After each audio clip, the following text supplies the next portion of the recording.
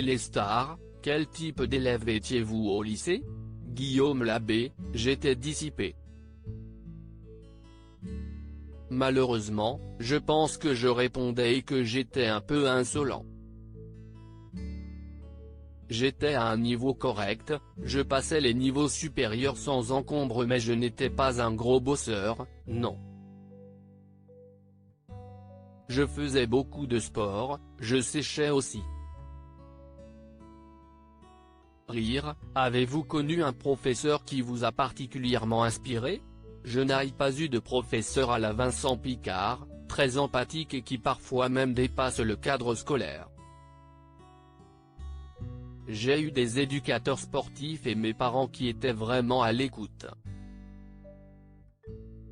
Cela dit, je me souviens de mon professeur de français en première.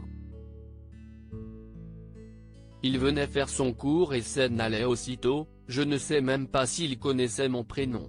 Mais il était très fort, j'ai adoré.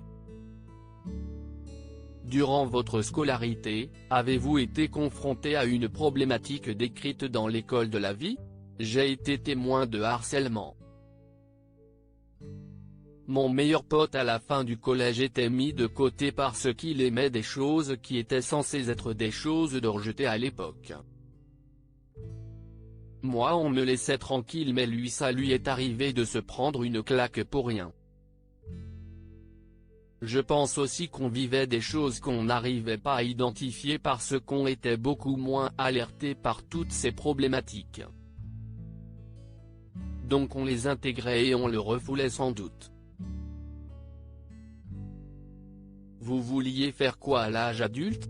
Je rêvais d'être psychologue parce que ma mère était professeure de sport puis est psychanalyste. Je voulais suivre cela et j'ai été vers le théâtre. Vous diriez quoi au Guillaume Labbé qui avait 16 ans?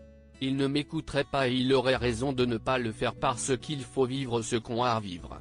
Mais j'aurais peut-être envie de lui dire des choses que je regrette. Je lui conseillerais de plus écouter les gens qui pouvaient m'apprendre des choses et moins remettre en cause tout de suite. Avez-vous réalisé vos rêves d'ado? Je voulais être auteur, acteur CIST venu plus tard. Mais oui, j'ai accompli pas mal et tous les jours je me dis que ça va s'arrêter parce que CIST tellement incroyable d'avoir la chance de vivre la vie que je mène. Du coup, j'ai peur de la perdre et je suis angoissé, CIST terrible.